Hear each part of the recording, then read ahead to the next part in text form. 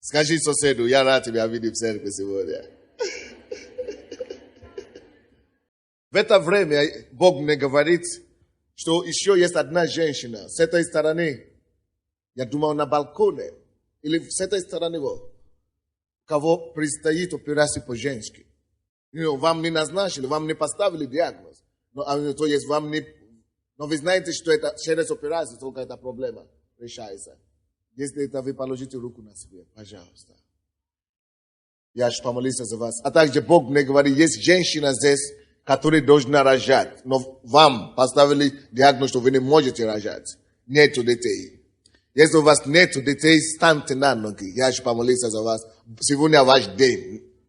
Возьмите это как обетование от Бога, что сегодня будет вашим днем. Сейчас только что Бог мне дал слово, что он хочет, чтобы я молился за тех, у кого не может быть ребенка. Будет ребенок. Слушайте. Я не знал, кого Бог конкретно имел в виду, но скажи Богу, что это я, это обо мне, я возьму это себе. Просто по вере вытягите это с меня сегодня, это помазание. Не от Бога, от Бога вытягите это. Вот, если вы есть даже на фойе или на втором этаже или где-то, если вы не вне зале, все равно Бог там находится с вами. Чтобы у вас не было, просто возьмите у Господа. Братья и сестры, которые находятся рядом с ними, простерите ваши руки к ним, поддержите их в молитве, молитесь как за себя, за них, чтобы Бог дал им детей. Мы уже видели Божье чудо, как Бог дает детей здесь людям, и Бог даст им тоже. Господь, сначала я молюсь за женщину, у кого предстоит операцию.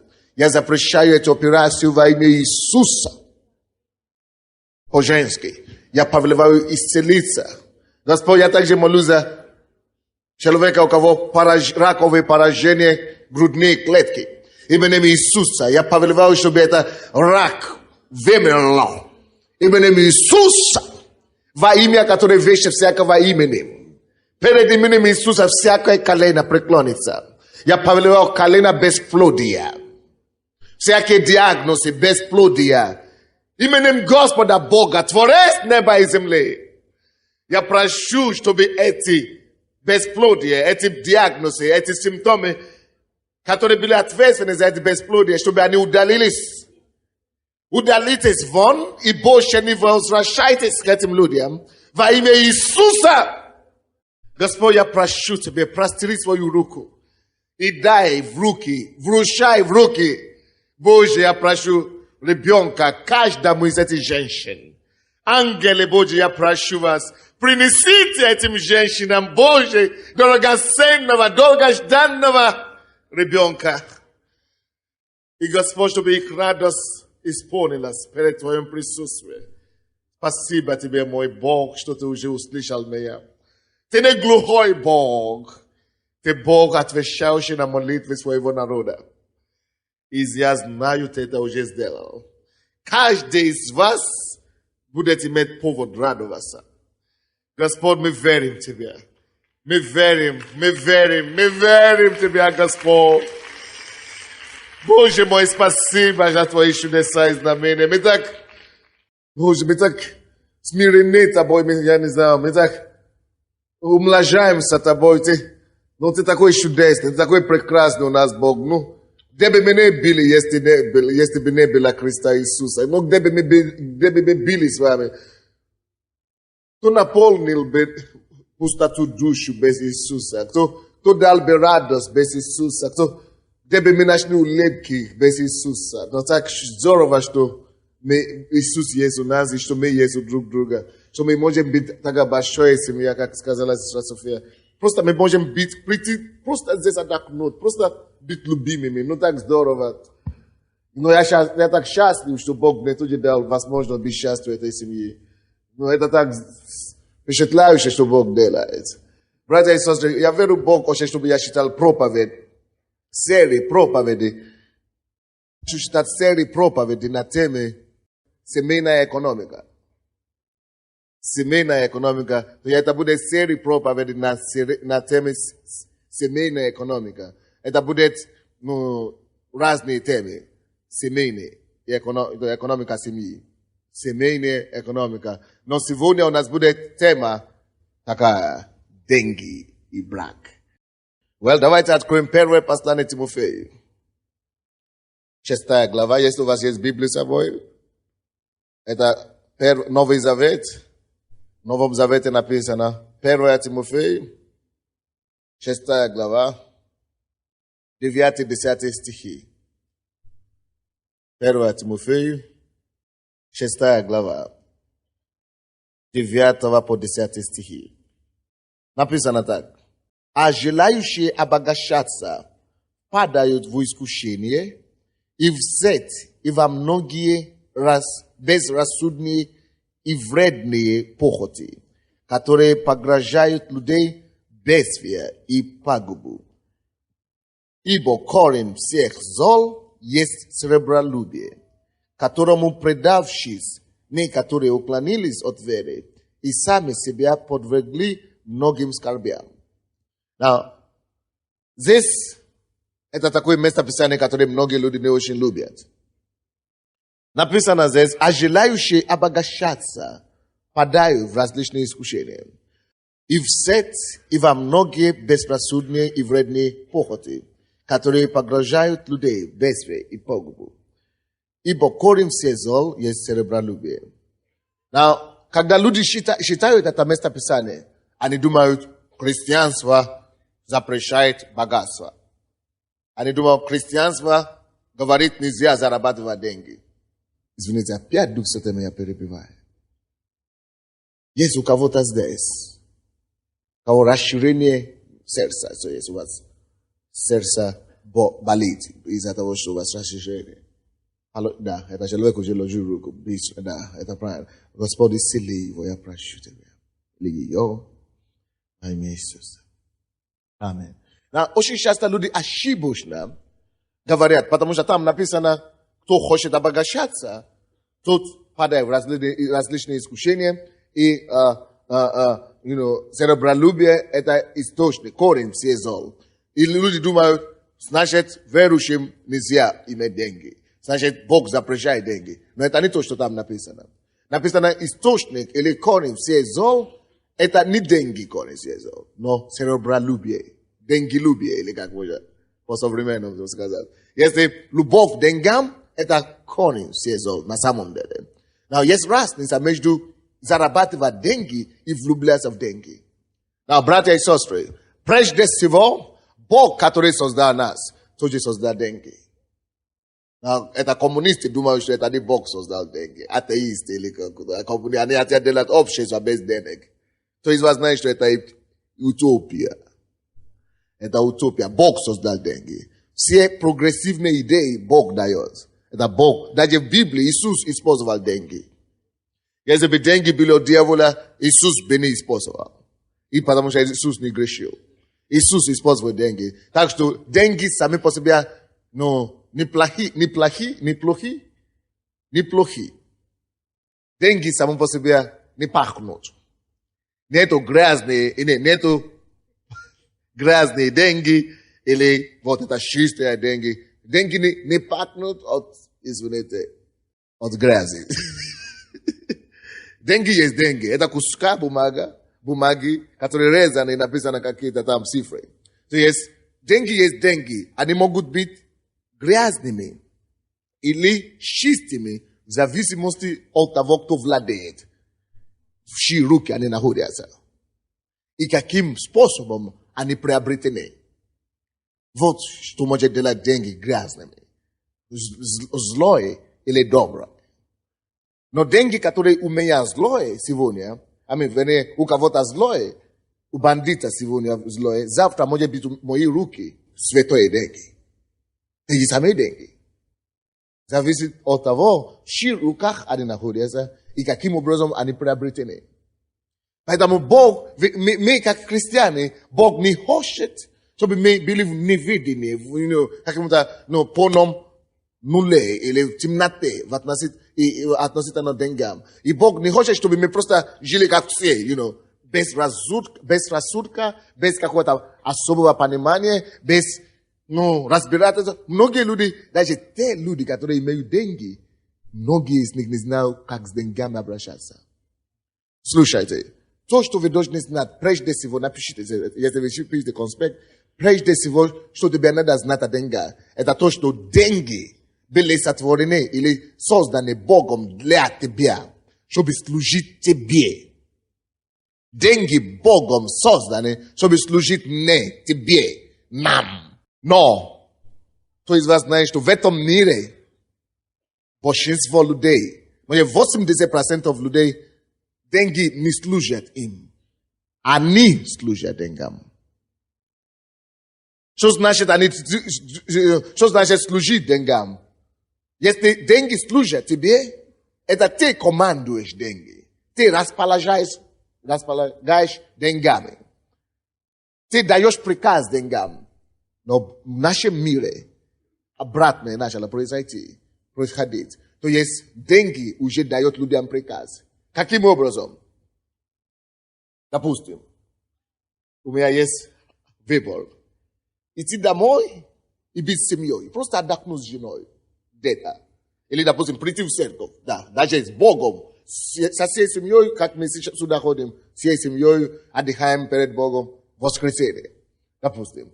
Есть некоторые люди говорят, воскресенье? Боже мой. Это самый продажный, это самый какой выгодный день на рынке. Никогда. Какой Бог? Какой семья? Какая семья? Какой Бог? Они готовы плевать на все. Они готовы и семью забить, и Бога забить, и вообще. Они выбирают, короче, деньги. Потому что деньги зовет их. Не они дают приказ деньгам, а деньги дают им приказ. Нет, вот я. Беги за мной. Беги за мной. Беги. Беги. И некоторые люди вот так живут. Они слушают, что деньги им говорят. Они не говорят деньгам. Я, допустим, могу видеть деньги. И говорю, возможно зарабатывать деньги. Хорошие возможности или плохие. Я могу говорить, да, хочу или не хочу. А есть некоторые люди, которые не могут сказать, не хочу деньги. Не могут сказать. Они не могут говорить нет, когда речь идет о деньгах. Они рабы, короче. Они уже стали рабами деньгам. Если это деньги, все. Ну, только да. Вы понимаете, что я имею в виду? У меня, Бог, помоги мне для более удачных примеров. То есть, мы не созданы, чтобы служить деньгам. Деньги не должны давать нам приказы. Допустим, жена, муж идет в магазин. И, допустим, я иду в магазин раньше. Я вижу хороший костюм. Я сказал, я еще это купил для своей жены. Я так люблю свою жену, я могу все ей дать. И раньше думал, со мной так не случилось, потому что я уже знал давно. Но как пример. Ну, я говорю, эти деньги, $100, $200 на один костюм. А у меня зарплата $200. И костюм стоит $200. Никогда в жизни. Ты что? Пускай жена успокоится. Никогда все равно не будет. Я раньше в миру, я бы его так поступил. Но теперь, когда Бог мне открыл глаза в отношении деньгам, что ты можешь дать приказ деньгам. Я верующий. Я сын Бога. Я служу Богу. Я знал, что Библия говорит о деньгах. Допустим, у меня $200 зарплата. Я иду в магазин, $200 этот костюм. Я говорю, Господь, мне нужно купить этот костюм для моей жены. У меня нет денег. Потому что $200 не хватит. Поэтому, Господь, ты имеешь силу над всеми деньгами, которые в этом мире есть. Я приказываю деньгам прийти ко мне. Я молюсь, Господь, дай мне деньги. Я прошу Тебя именем Иисуса, помоги мне. Если это нужно, действительно, моей жене. Если ей нравится, если ты хочешь, чтобы я подарил ей это, Господь, я прошу Тебя, помоги мне. Присылай мне эти деньги. Пускай эти деньги $200 найдутся туда было. И я принимаю решение купить. Я решаю. Не деньги. Вы знаете, а другие, первые, которые я говорил, что у меня нет денег, откуда мне брать? Это значит, деньги мне приказывают. Что у меня, у тебя меня нет. У тебя нет денег, поэтому ты не купишь. У тебя нет денег, ты не поедешь на юг. Ты не поедешь на отдых. У тебя нет денег, ты не женишься. У тебя нет денег, ты не... Деньги определяют твою судьбу. Деньги решает твою судьбу, твою жизнь. Но это не то, что Бог придумал, чтобы деньги были. Бог не придумал деньги, чтобы они правили нами. Бог не придумал деньги, чтобы они дали нам приказы. Только Бог есть наш Бог. Он только есть наш Господь. Только Он может приказывать нам. Он может дать нам указы. Не партия и не деньги. Здесь мы есть личность. Мы творение Божье. Мы есть личность. Поэтому я не могу построить свою жизнь на то, что я не могу купить квартиру, потому что нет денег. Я не могу купить жене одежды, потому что нет денег. Что такое деньги тогда? Мой господин получается. Нет! Деньги не мой господин. Я сын Божий. Бог мой господин. Поэтому я решаю с Богом, что мне приобрести и чего нет. Девушка какая-то свидетельствовала сегодня, что квартиру. Вот она станет, пожалуйста, девушка. Родители говорят ей, ты не купишь, мы не купим для вас квартиру, надо 3 месяца или сколько. No, 3 года ждать. Год ждать, что может быть нас уберем. Но они верующие. Такое значит верующие. Не просто верующие. Знаете, как большинство людей. Мы все верующие, но в душе. А Библию никогда не читал, даже пытался читать, ничего не понимаешь. Но когда мы ходим в церковь, почему мы ходим в церковь сюда каждую неделю, каждый четверг, каждое воскресенье, чтобы изучать, познать волю Божью, что Бог говорит, как нам жить. Бог есть автор жизни. И Он дал нам инструкцию, паспорт жизни, вот Библию. Поэтому мы приходим сюда изучать Библию, чтобы знать, познавать, как жить лучше. Она знает, как жить с мужем. Они согласились, нет, Господь, мы только что женились. Нам нужно жилье. Бог, все по твоей рукой, по силам тебе. Мы хотим не за год, но за 3 месяца получить квартиру. И они молились. Они не работают, студенты. Не знаю, как это будет. Но вы знаете, Бог может найти 1001 способов. И один способов, как это обеспечить им, если действительно это нужно. Что Бог делает, допустим? Я не знаю, как Бог действует в их случае. Но Бог может дать им зарабатывать. Или приложить хороший контракт родителям. Или явить чудо такое, что угодно Бог может делать. Или вообще говорю, подарить, кто-то подарить. Или, не можешь ограничивать Бога. Бога нельзя поставить в клетке или какой-то, коробке. Но Он есть Бог. И таким же образом не позволь деньгам ставить тебе в коробке. Не поставить деньгам править твою судьбу. Я вам скажу, братья и сестры, слушайте внимательно, то, что я сейчас скажу, или напишите себе в конспект. По статистике, 40% причин разводов – это деньги. 40% это по самым скромным подсчетам. Это из-за денег и неправильное отношение, и неправильное понимание денег или деньги. 40% семьи разрушаются, рушатся. 40%. Из-за того, что люди не знают Слова Божие, люди не знают Библию, люди не грамотные. Они говорят, закончил университет, доктор наук. Стыдно. Что мы там учим-то? Никакая мудрость человеческая не сравнит с Божьей мудростью. Библия это шедевр. Слушай, это учебник жизни. Бог-то знает, как жить. Но Бог-то создал жизнь. Он знает, что тебе поможет, что тебя направит, как тебе жить, чтобы корректно все это.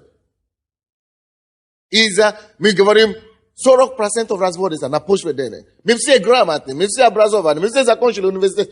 Между прочим, все в деревне не разводятся, как мы, грамотные, так называемые.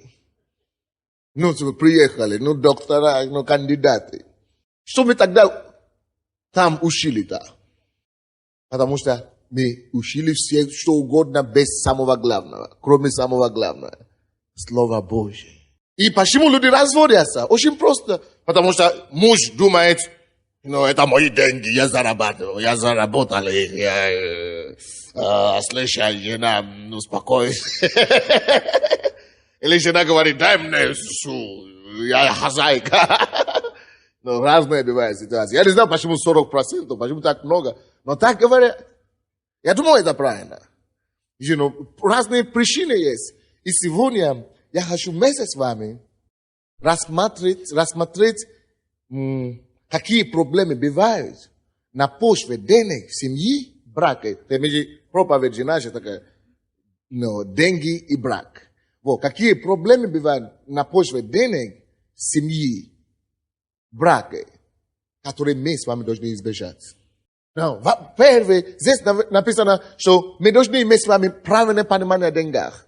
Во-первых, написано, а желающие обогащаться падают в искушение и в сеть, и во многие рассудные и вредные походные дела. Написано, если у тебя есть желание обогащаться, если ты живешь только для одной цели, обогащаться, быть миллионером и так далее, это может быть неплохо.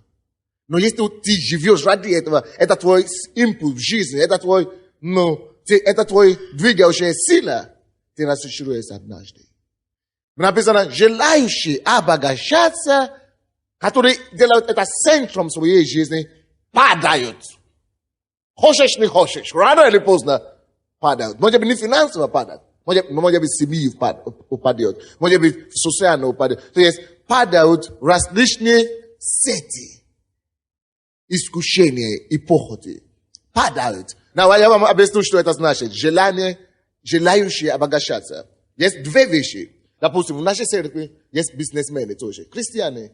И даже есть, можно сказать, миллионеры. Допустим, я вам приведу пример. Я разговаривал с этим, вы знаете, правец, семья Черновецкий, они ходят в церковь. И я разговаривал с ним, и он мне говорит, я хочу, чтобы вы начали, помогите нам помогать старикам. И чтобы я хочу зарабатывать деньги.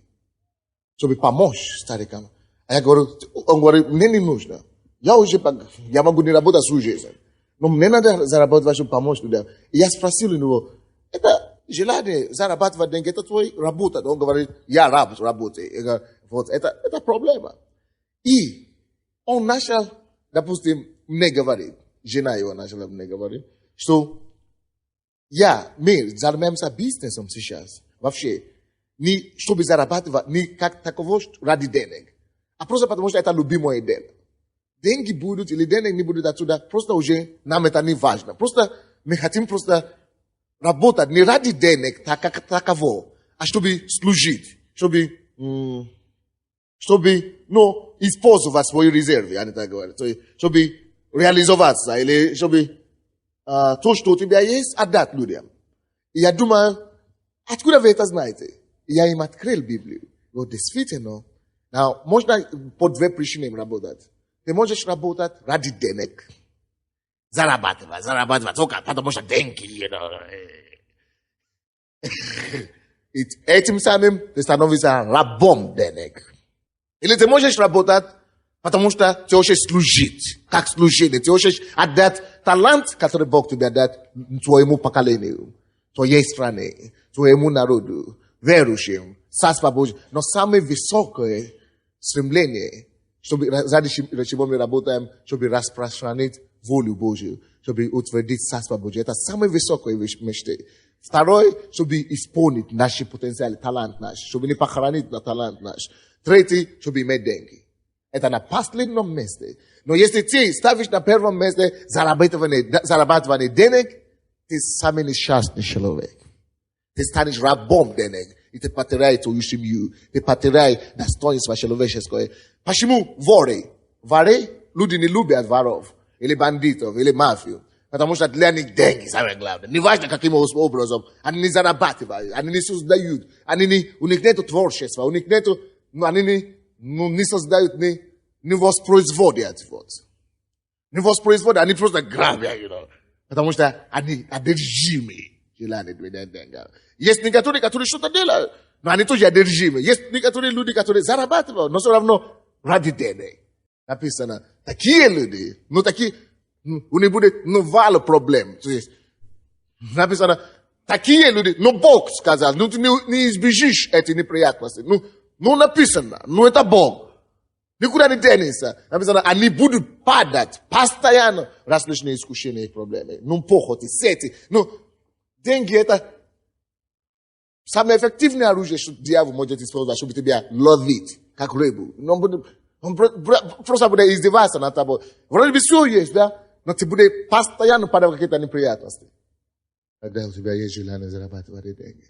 Но первое, за что мы, христиане, потому что мы уже пришли к Богу, мы зарабатываем деньги, чтобы помочь людям, чтобы распространять Царство Божие, чтобы люди узнали, что есть выход в этом мире, есть альтернатив, есть радость в этом мире, есть Бог в этом мире. Ну, как музыканты наши, да? Да, деньги приходят, когда они служат Богу, но самое главное, чтобы помочь людям, подарить людям что-то. Вот, ты служишь. Это, первое, распространять Слово Божие, Царство Божие. Второе, служить людям, давать людям то, что Бог тебе вложил. Братья и сестры, но поймите, что Бог каждому из нас вложил что-то. Что-то есть в тебе, дорогой, который должен тебе, принести благословение кому-то другому. Что-то есть в тебе, какая-то способность, какой-то дар Божий, какой-то талант, чтобы помочь кому-то. Вот это вторая причина, почему мы зарабатываем деньги. Чтобы просто, чтобы служить своему поколению, чтобы служить, чтобы донести что-то до людей. И третье, чтобы иметь деньги для своих расположений, распоряжения.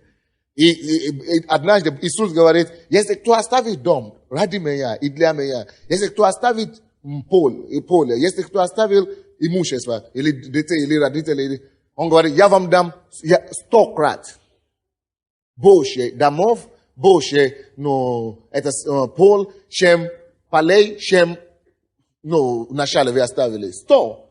Допустим, я оставил дом, я дал Богу. Он говорит, я тебе дам 100. И кто-то говорит, это какой-то, ерунда, зачем мне 100 домов? Это не, Бог просто, наверное, чтобы приманить тебя. Нет, Бог умный Бог. Он это не делает, чтобы тебя приманить. Он знает, что он говорит. Он знает, что если ты можешь отдать ему один дом твой, он знает, что если он тебе отдаст 100 домов, ты не возьмешь все 100 домов себе, чтобы по каждому новому дню испробовать себя в новом доме. Это не поэтому Бог если тебе дать 100 домов. Он знает, что если ты мог дать ему один дом, он знает, что если он тебе даст 100, ты найдешь людей, которые нуждаются в этих 100 домов. И будешь давать, и поможешь людям. Вот почему Бог уже тебе доверяет деньги. Потому что деньги это такие штуки, что Бог, конечно, есть деньги, которые дьявол дает. Люди зарабатывают сами деньги. Но слушай, если это Бог тебе дает деньги, Бог не просто дает, он доверяет тебе деньги. Что это пойдет в те цели, в те направления, куда он хочет, чтобы ты направлял их. Это надо еще и заслужить доверие Божие. И написано, только Божье благословение обогащает и печали с собой не приносит. Слушай, всякие другие благословения в этом мире приносят с собой печаль. Если это не Бог, если это не Божье благословение, будет плюс печали. Только Божье благословение обогащает, расширяется, обогащает, увеличивается. Еще и печали не принесет. Только когда ты служишь Богу, только когда ты с Богом, только когда это с Богом зарабатывано, только когда это с Богом завоевано, только когда ты с Богом, только Божье благо. Ты скажешь, вы что, куда вы? Попробуй тогда. На практике. Но я вам скажу, это плохой способ учиться на собственных ошибках. Это неблагодарный способ учиться. Есть лучший способ. Просто через Слово Божие. Ты можешь просто поверить Богу. Потому что это факт. Все люди, которые имеют какие-то состояния без Бога, посмотрите в их жизнь. Депрессия, бессонные ночи. Язва желудка, рак, неверность супружеская. Ужасные жизни. Мучение одно, сплошное ад на земле. А тебе вроде все есть, да? Потому что написано. Это Бог сказал. Он создал землю. Он знает, что будет тебе вредно. Он знает, что тебе невыгодно. Он знает, что тебе выгодно. Он знает, чем тебе нужно заниматься и чем не следует. Он знает, как тебе избежать какие-то ходы неприятные. Он знает. Поэтому говорит, только Божье благословение обогащают и с собой печали не приносят. Все остальные, без Бога, слушай, ты намучишься, что ты потом не поймешь, что это вообще благословение или проклятие вообще. Хороший, побыстрее. Пойдем вперед. Вот. И, конечно, 10 стих говорит, ибо корень всех зол есть сребролюбие. Братья и сестры, посмотри на любое зло. Ну, на любое преступление, на любой грех, на любое зло. Ну, возьми любое зло. Политическое зло, ну, убийство, ну, еще какое, экономическое зло. Ну, возьми любое зло. Написано, корень всех зол. Деньги. Деньги, корень. Что-то, где-то там деньги пахнет. Не просто деньги, но любовь к деньгам. Деньги не пахнут, действительно. Но когда человек любит деньги и делает все для денег, тогда деньги начинают пахнуть. Корень всех зол – это деньгелюбие, серебролюбие, любовь к деньгам. Братья и сестры, пускай деньги в твоих руках будут всего лишь средства. Пускай это никогда не будет объектом поклонения. Напиши себе это. Пускай деньги никогда не будут объектом поклонения для тебя. Как только что деньги становятся объектом поклонения или обожания, ну, как это? Предметом обожания или как-то обожать или поклонения, то, слушай, оно начинает принести зло на каждом шагу. Как только что человек влюбляется в деньгах, эти деньги начинают приносить какие-то неприятности, зло какое-то. Поэтому, братья и сестры, давайте поставим наше сердце правильно в отношении к деньгам. Давайте поставим наши приоритеты правильными. Давайте просто исследуем наши сердца. И что деньги для тебя? Это вещь, это как вещь, как предмет, ну, как средство, или это как цель для тебя, или это как все для тебя. Знаете, есть люди, которые живут в этом мире, и даже в этом городе, которые тебе скажут, ради чего ты живешь? Деньги делают все. Ради денег. Поэтому они сидят в таких местах, как Лукьяновка, или как Лукьяновка и так далее. Они не сидят? Да. Но зато они сидят в душах. В их душе они все сидят там. Человек не может любить денег как таково и быть свободным. Но что-то не хватает постоянно будет. Потому что это источник всех зла. И только Божье благословение обогащает и печаль с собой не приносит. Следующее, то, что я хочу сказать сегодня, я обещал это говорить, я начну. Я, конечно, это не закончу сегодня, но я начну. Напишите, пожалуйста, возможные проблемы, которые возникают в браке в связи с деньгами. Возможные проблемы, возникающие в браке или в семье в связи с деньгами. Какие возможные проблемы, возникающие в браке в семье в связи с деньгами? Первая проблема, и это, наверное, самое распространенное, со стороны мужей. Так что, кто здесь муж, подними свои руки. Готовься.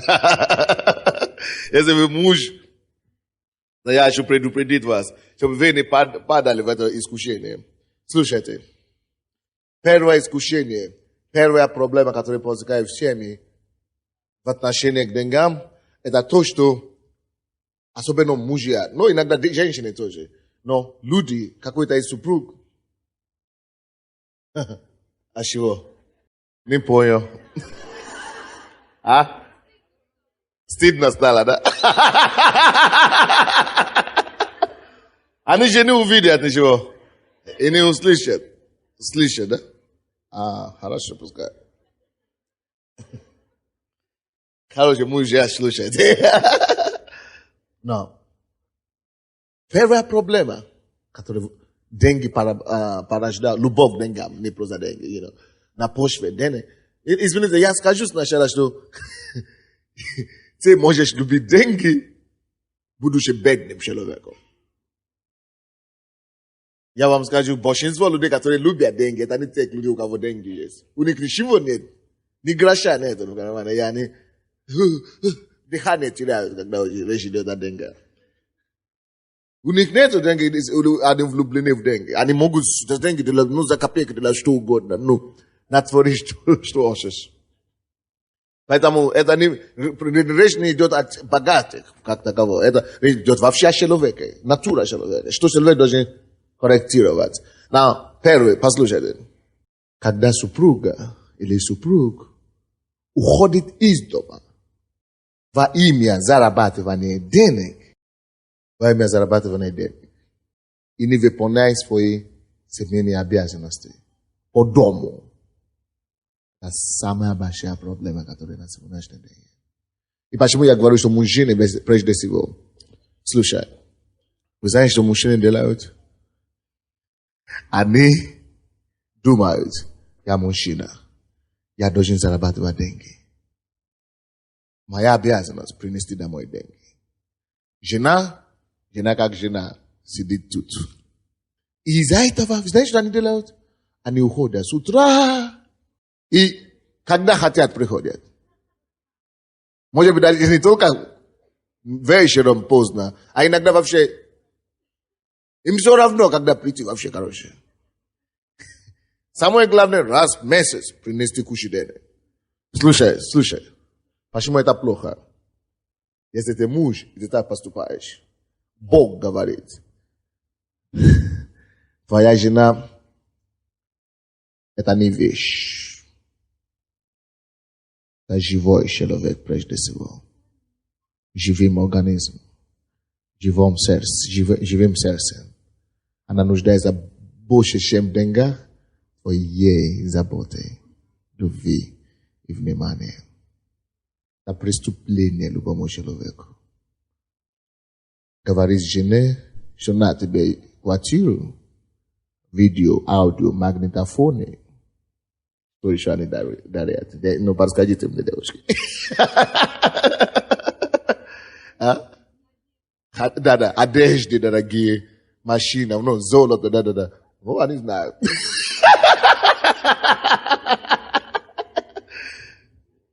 Да, что на тебе все это золото, одежды, и все. Живи себе, гуляй, или живи себе, моя жена. Вот я как тебя люблю, на тебе золото. Слушайте, братья и сестры. Такой поступок, я не знаю, как ваша жена, я не знаю, но такой поступок раздирает душу женщины. Потому что она превращается не в человек, а просто что-то, что ты можешь удовлетворить не твоей любовью, а твоими вещами. Слушай, прежде всего твоя супруга или твой супруг для тебя должен быть самый близкий человек по душе. Он должен быть для тебя живой человек и организм. Слушай, самый лучший друг, самый близкий друг. Я не знаю. Вы знаете, что ребята делают? Это вообще стыдно. Я часто, особенно когда у меня не была машина, я люблю ездить по метро. И возле метро есть некоторые, особенно были такие киоски какие-то, где продают пиво, разливают. И пиво. Каждый день, 6 часов, 7 часов после работы. Сейчас меньше стало, но в основном мужики какие-то, ребята, они просто собираются возле киоски такие, квас и так далее. И пьют. Я прихожу, они там. Выхожу, они там. Слушай, у них что, семьи нет или что ли? Оказывается, семьи есть у всех. А жена просто мучится там, ждет. Когда же муж придет? И я подошел однажды к ним и говорю, ребята, вы что, чем вы занимаетесь, чего вы здесь каждый день вообще? Вы что, у вас дома нет? Не, мы позже домой придем, не, мы домой идем. А чего вы здесь? Не, после работы надо разродиться, как они мне говорят. Да, расслабиться после работы. Поэтому мы с друзьями всегда за компанию. Слушай, это самое примитивное, это такой примитивный образ жизни. Вы знаете почему? Потому что явно, что они не знают предназначения семьи. Они вообще, человек неграмотный, он не понимает. Он думает, с друзьями вот так, круто общаться, и Потому что друзьями, что есть посидеть, лучше пить с друзьями и сидеть допоздна с друзьями. А жена, как она жена? Что с ней смотрит? Я же уже дал ей зарплату, что она для чего? Боже, это издевательство над человеческим достоинством. И мужьям, те верующие, тем более, нам не то, что сердце не должно позволять, но даже Бог не позволяет нам так поступать. За наши каждые поступки мы ответственны перед Богом. После работы я не могу дождаться, я спешу домой. И не только я, но вообще нормальный мужчина и муж должен спешить домой при любой возможности. Чтобы просто ты должен развивать в себе культуру, получать больше наслаждения у себя дома, чем где-то в ресторане или в баре. Ты должен развивать в себе такую культуру. Конечно, я знаю, что есть некоторые жены, которые кому не желательно вовремя прийти домой, конечно. Но это другой разговор, мы дойдем до таких женщин. Но в принципе, источник нашего удовлетворения должен быть дома, не в баре, не за баночкой кваса или пива. В принципе, вы поняли, что я говорю? Мужчины, и не только мужчины, может быть, женщины тоже бывают такие, уходят с утра ради работы, работал. Может быть, даже не пьют, не собираются за столиком пива, но работал. Для них, ну, они, короче, получается, они раби своим трудам, своей работой. Короче, им лучше быть на работе, чем с женой. Трудоголики, да. Это то же самое, как алкоголик. Зависимый человек. Только на это трудоголик. Поэтому дети уходят из дома, начинают тоже заниматься развратством, и развратом, и они начинают заниматься всякими непотребными делами, потому что никогда не были отца дома. Слушай, не стоит стать миллионером и потерять свою семью. Не стоит стать президентом за счет твоих детей. А потом будешь спать ровесниками твоей дочери. Спроси у Клинтона. Каждый день плачет до сих пор.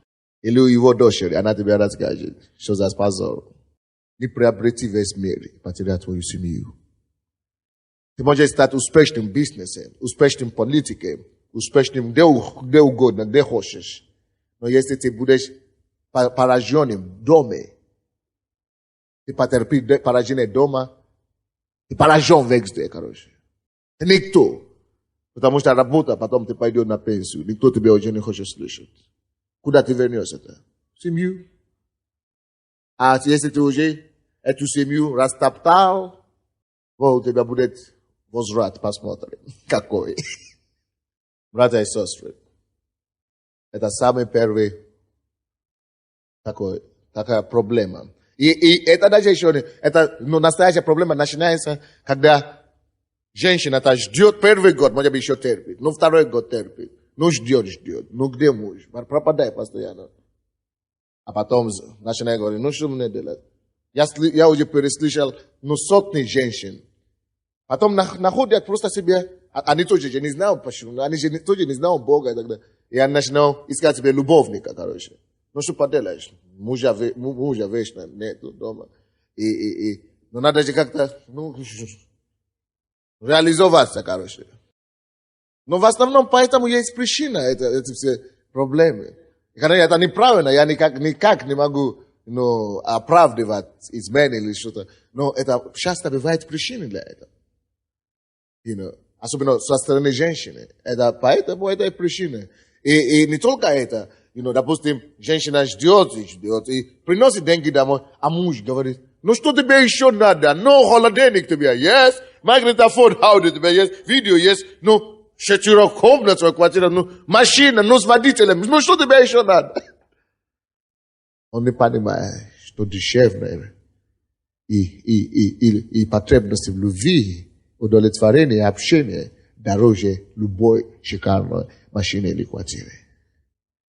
Ipata atuda is sorry doma. Sorry siaki. Tigot, rodibi no sio rodibi ya dao yepsio. Atukuda sio de pashimu nani ndavona. Vo pashimu. Fe genius anena vish. Anasheloveka. Nite vish lazamos nina vish. Anasheloveka. Anados nabi Samuel Glam ipoloshi boshe unimane shem rabote. Karoshe so ya ime vidu. Yes, slishkom no galude naše vreme, naše pakalene. Katore život ne sa svojimi ženami, a život sa svojimi stolikami i svojimi stulijami, ruškami, bumagami, kontraktami.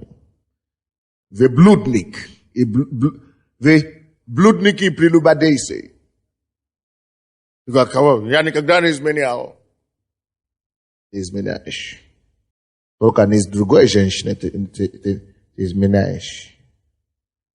Изменяет ей твоему столику.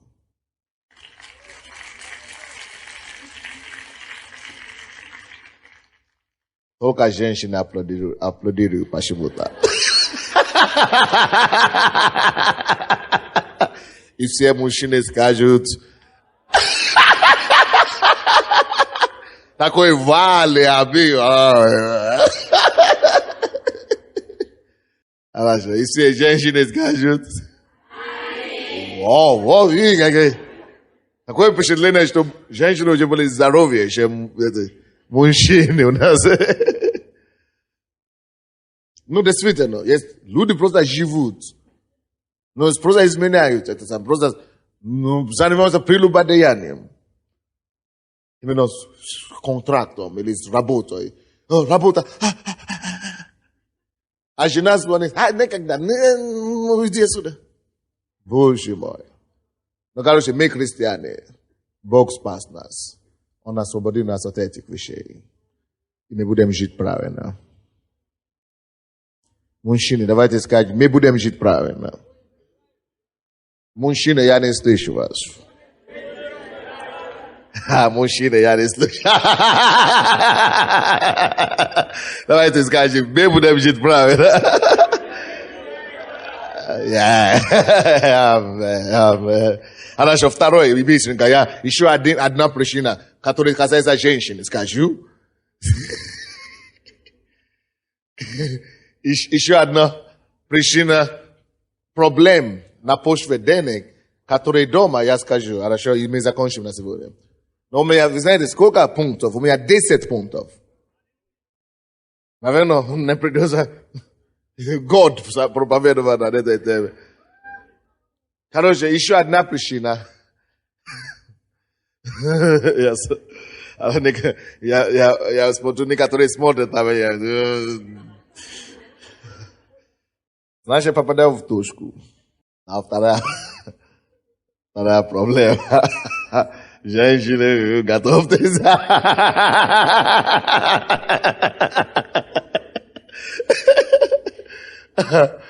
Вторая проблема, которая возникала на почве денег, дома, это то, что обычно женщины, может не только женщины, есть, конечно, такие малолетние, крутые, которые появились на последнее время, которые тоже совершают те же самые ошибки. Но они же сами несовершеннолетние, стали иметь деньги, не знаю, как поступать с ними. Хорошие. Вторая проблема, но она всегда есть у женщины. Это когда кто-то из супруг, особенно супруга, берет и сравнивает себя с кем-то на работе, с соседами и с подругами, и на почве сравнений хочет приобрести побольше. Но появился вот такой новый костюм, нужно обязательно купить, но у Нины уже появился этот костюм, но у Таня этот костюм уже есть, но у Ларисы тоже есть, только у меня нет, но дай деньги.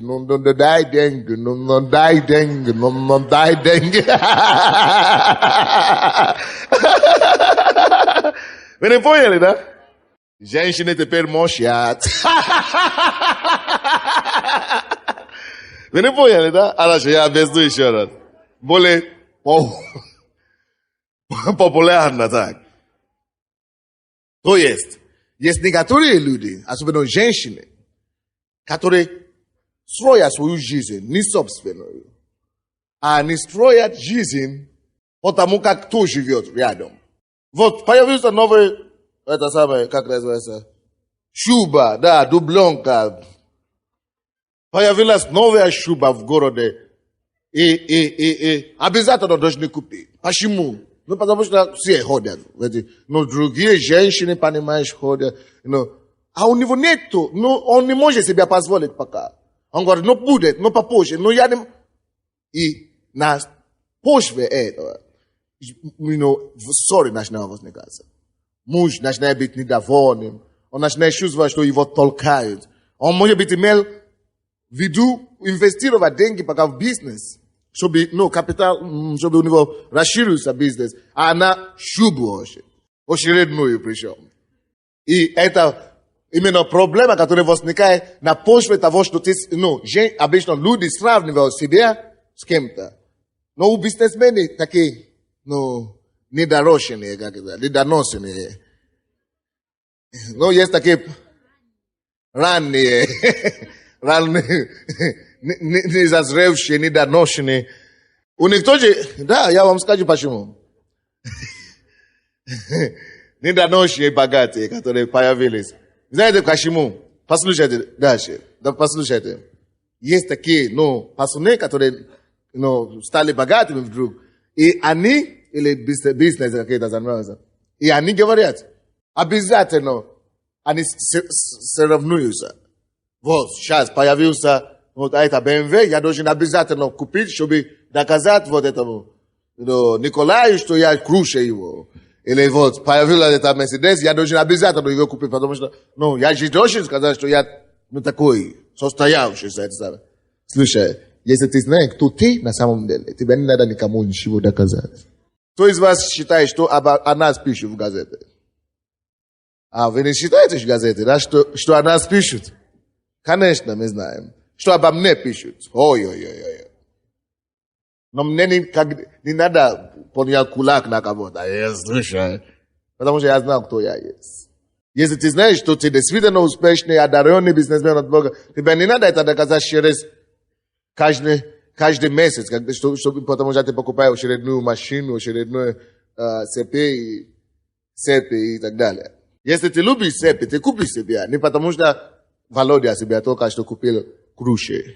Вот это есть тоже источник проблем в семье, потому что жена начинает раздражаться. Слушай, здесь у меня нету того, дома у нас нет того, у нашей матери, у наших родственников нету другого, а ты себя все кутаешься. В цепях, это самое. Кутаешься или путаешься, я говорю. Короче, вы поняли. Когда человек начинает строить свою жизнь, на основании того, что сосед или друг или друзья делают, и это имеет давление на финансы семьи. И на почве этого кто-то из супруг недоволен. Но почему-то я думаю, что женщины больше всего виновны в этом. Потому что они хотят, самое. Почему я не люблю ходить, есть, как называется, тех вещей, которые в модах. Конечно, если ты звезда, если ты музыкант, понятно. Но я, допустим, человек простой, я не люблю ходить, купить какую-то кожаную куртку, потому что она в моде. Допустим, я хотел купить себе кожаные куртки зимние, я шел с моим водителем, а он мне постоянно говорит, вот это самый последний, вот это самый современный, вот возьмем это. Я говорю, слушай, вот, потому что оно последнее, вот потому что оно в моде, поэтому я вообще не буду купить. Именно поэтому я не буду купить. То есть, если ты будешь жить постоянно по модам, у тебя денег не хватит. Короче, тоже возникают вопросы, такие проблемы на основании таких, потому что ты видишь кого-то. Конечно, поймите меня правильно.